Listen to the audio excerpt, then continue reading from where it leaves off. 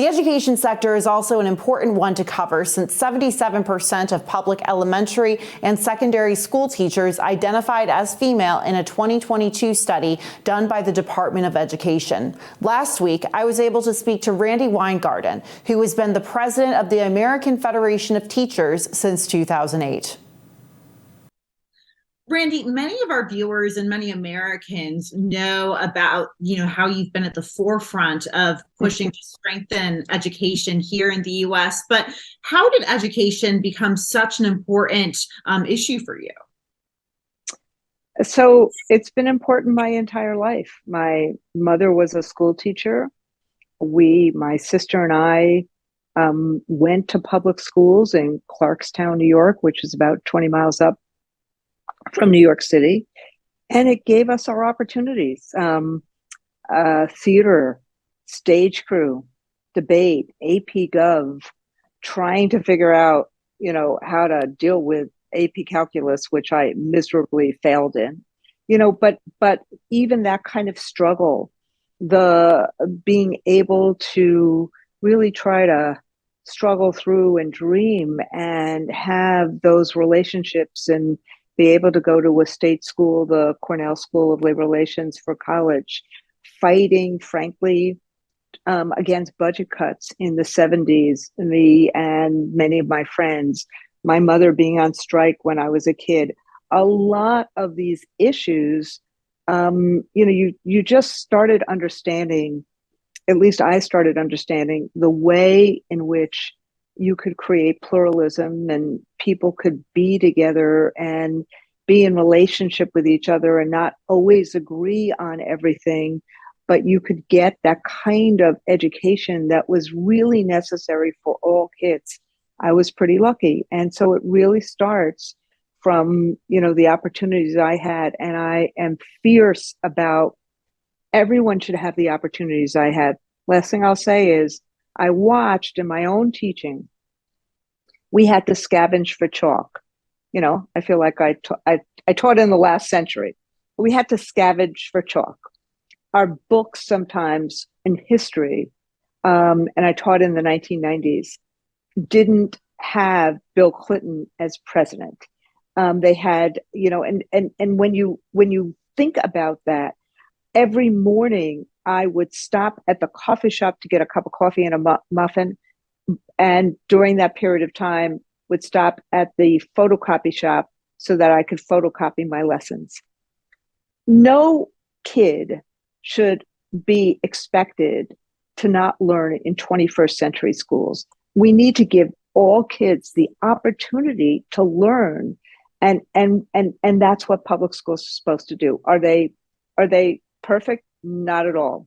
Are there lots of things we need to do right now? Of course. But infrastructure-wise, they are the opportunity the United States gives our kids to dream their dreams and achieve them. Yeah, and on that issue of public schools and just education broadly, we know that, this is an issue that's obviously been very much a part of the political discourse on both sides of the aisle. We hear a lot of the Republicans in that talking about it. President Biden and the First Lady, a teacher herself, obviously talk about this. But when it comes to public education, how would you rate the state of public education here in the U.S.?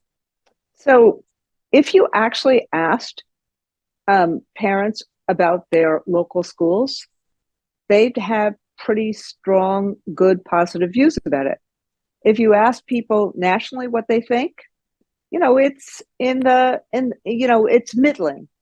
So it's like Congress. The closer you get to where the real action is, meaning schools themselves, the more people love their schools. 90% of kids go to public schools. Overwhelmingly, the polls are in favor of having public schools. This last year, we asked people, we said, if you could only have one choice, whether you wanted more choices or you wanted to strengthen your kids' public schools, what would they be? By 80 to 20, they wanted to strengthen their kids' public schools. Now, I think all of this noise has created a lot of distrust, and the further away you are from school, the more distrust there is. And I think we have an obligation not only to lift up, who teachers are and what they do and give them the freedom to teach and kids the freedom to learn.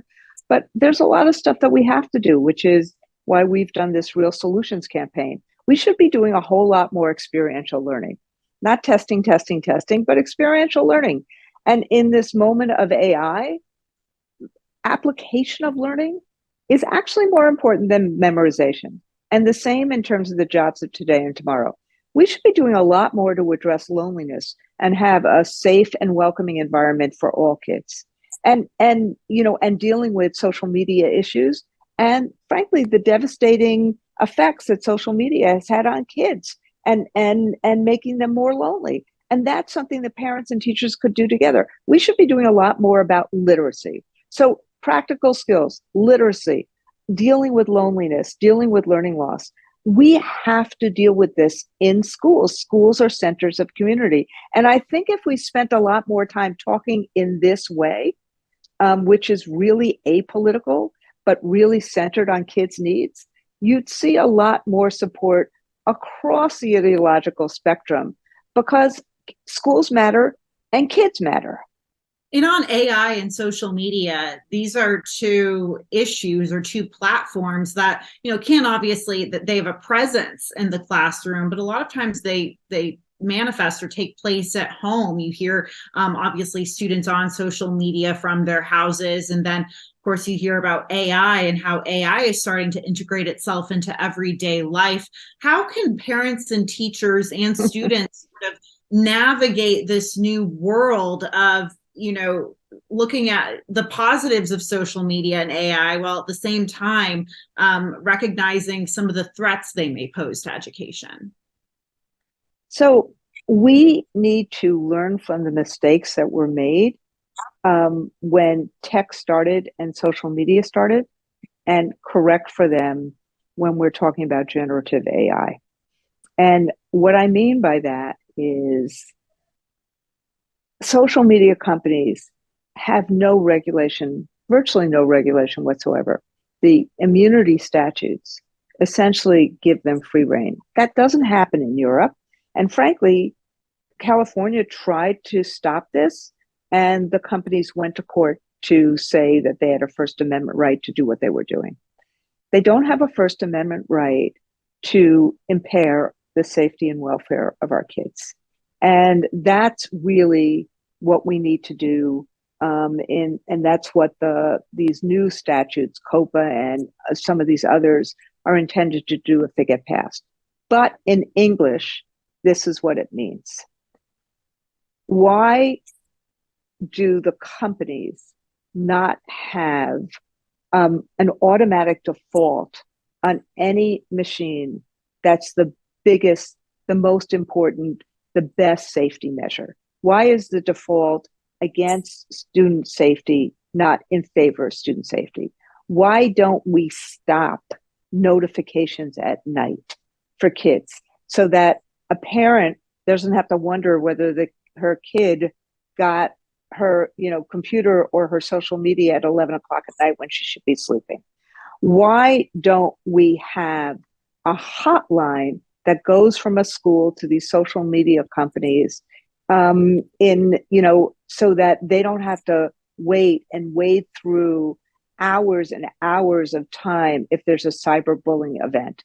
So these are like three things that all these companies could do immediately, and they don't because they put their profits above kids. And so that's the thing that we can join together. Nobody's stopping social media, but we need to actually stop the addiction and put parents and kids back in charge of it, not the technology company. Moving on to your role in labor, I mean, we can just turn on the news and see that labor is front and center, whether it's in the automobile industry, the entertainment industry, education. And we've seen the strength of unions really over the past couple of years, well, for longer than a couple of years, but recently in the news cycle.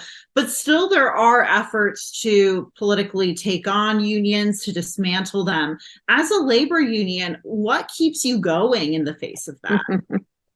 So look, it's the same question as before. What keeps me going is that I get every single day, and I've been doing this work. I've been a union president for 25 years. That's a long time. Every day, I get to work for people who are trying to help educate the next generation of kids from pre-K through college. And I get to work to help advance people's economic livelihood, to help them get a better wage, to help them have decent healthcare benefits, to help them live the American dream. So these two things that I work in, the labor movement and education, it's about the foundations for the American dream. And that's what they're supposed to be. Again, are they perfect? No. But I've never seen people say, well, if a banker hasn't worked well, the whole banking industry should go bye-bye. If a school doesn't work well, all schools should go bye-bye. These are things that give people, working people and their kids, agency and some power. And that's what they want. And that's what I love to do. I'm so honored to be able to be a social studies teacher and a lawyer from, who had parents who were an educator and an engineer. And I get to every single day try to help people have a better life. And over the past couple of years, you faced some criticism, and your critics are rather loud and persistent. How do you deal with that? How do you deal with that very public criticism? So first, if it was on the level, it would be different. But what we know about it is an intention to undermine the very institutions that help educate kids, protect democracy and pluralism in this country, and help people have a better shot at the American dream. And so all of us do stupid things. And, I've done stupid things and I've made misjudgments. But how do you actually take someone who from April 2020 tried to reopen schools because we knew it was important, but said they have to be reopened safely so we protect everyone, just like we try to protect everyone from, gun violence, from respiratory issues. How do you lie about me like that? And so what I learned was they'll smear because they're trying to divide and create mistrust and distrust. And we just have to be happy warriors about doing the right things for kids. Does it bother me sometimes? Of course it bothers me. But at the end of the day, I have amazing members. And what's happened is we can't, if I let them bully me, what about every educator? What about every worker? What about every vulnerable student? And the other thing I've come to learn is if you're a member of a minority group, look, there's lots of anti-Semitism. I happen to be married to a rabbi, and I happen to really believe in my faith. And there's a lot of homophobia. And I happen to be the first out lesbian as a labor leader in the country ever. And so this kind of attack of identity, that's all rolled into it too. You notice I talk about that second, because at the end of the day, these entities, public education and the labor movement, that is how we help lift all boats, how we help lift people. And I'm really glad and honored that I get to do this and that my members have voted for me for all these years. And on that note, you're also a member of the DNC and you're politically active, obviously. Talk about why it's so important to have women involved in politics and have also other identities, whether they're Jewish, LGBTQ+. Why is it so important to have this broad umbrella when it comes to political activity? Diversity and de Tocqueville. Look, remember, I'm a social studies teacher, so of course I'm going to use some factual or some theorist or some social studies factoid. But de Tocqueville, in his observation of America from the 1700s saw our diversity as a strength. What diversity does is it brings lots of different voices and ideas to the table. And it creates a sense that we are a big tent. I mean, if you think about Isaiah from Faith, how do we enlarge the tent? How do we make sure that we are really hearing and seeing all? And that's why I think the DNC has made a commitment, the Democratic National Committee has made a commitment to actually seeing all voices and hearing all voices. Having said that, let me just say this.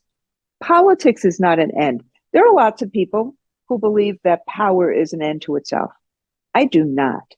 Politics is a mean to a policy end, to making schools better, to making sure that we have the wherewithal to help meet the needs of kids, to making sure we have the labs in a high school so we can do the kind of career connectedness we need to do, like these kind of safe rooms that I've seen Micron do in the microchip industry, that we have, debate clubs and things like that.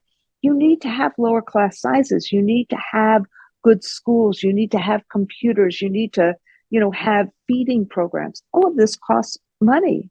Politics is a means to get that to the people who need it. It's not an end, it's a means. Well, Randi Weingarten, thank you so much for joining us today. Thank you.